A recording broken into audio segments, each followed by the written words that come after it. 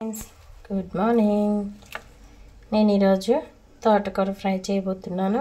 దానికి తోటకూర ఉల్లిపాయ కట్ చేసి పెట్టుకున్నాను. ఇప్పుడు ప్యాన్ పెట్టుకున్నా గ్యాస్ మీద. ఇదిగోండి ప్యాన్ పెట్టుకున్నా, ఆయిల్ కూడా వేసుకున్నా. ఆయిల్ హీట్ అయ్యాక పోపు దినుసులు వేసుకుందాం. ఆయిల్ కాగింది, పోపు దినుసులు వేసుకున్నాను. ఇప్పుడు ఆనియన్స్ వేస్తాను. ఇదిగోండి ఆనియన్స్ వేసాను. కొంచెం ఫ్రై చేసుకోవాలి బాగా.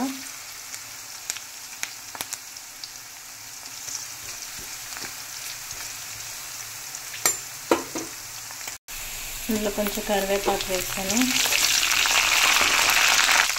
ఇప్పుడు కొంచెం పసుపు వేస్తాను.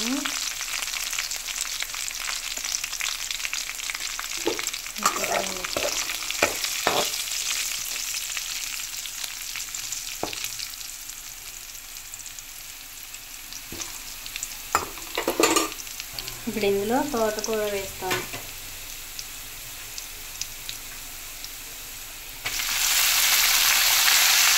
తోటకూర వేసాను. ఇప్పుడు కలుపుకోవాలి, బాగా ఫ్రై చేసుకోవాలి. కొంచెం ఆకు మొత్తం ముడుచుకొని పోయి కొంచెం ఫ్రై అయిందాక, కొంచెం ఫ్రై చేసుకున్నాక సాల్ట్ వేసుకుందాం.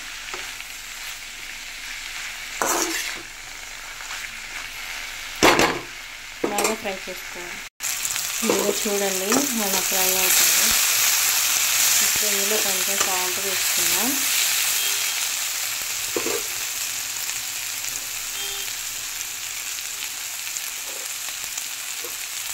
మీ టేస్ట్ సరిపడా వేసుకోండి చూసుకొని.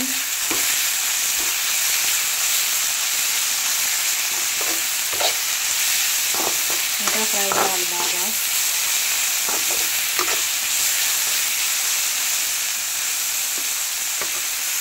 ఇదిగోండి ఫ్రెండ్స్, ఇలా ఫ్రై అవ్వాలి. ఇప్పుడు కారం వేసుకుందాం. చిన్నులపై కారం అయినా వేసుకోవచ్చు. నేనైతే సాంబార్ కారం వేసుకున్నాను.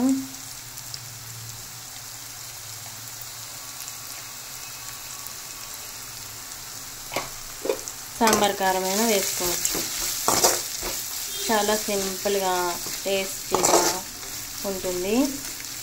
అందరికీ తెలుసు, మ్యాక్సిమం బ్యాచిలర్కి యూజ్ అవుతుందని చెప్తున్నా ఫ్రెండ్స్. ఓకేనా, ఒక 2 or 3 minutes ఉంచేసుకొని దించేసుకోవడమే.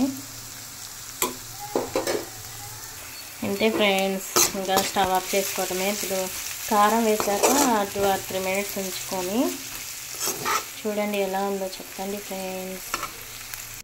చూడండి ఫ్రెండ్స్ ఎలా ఉందో కామెంట్ చేయండి. Bye friends.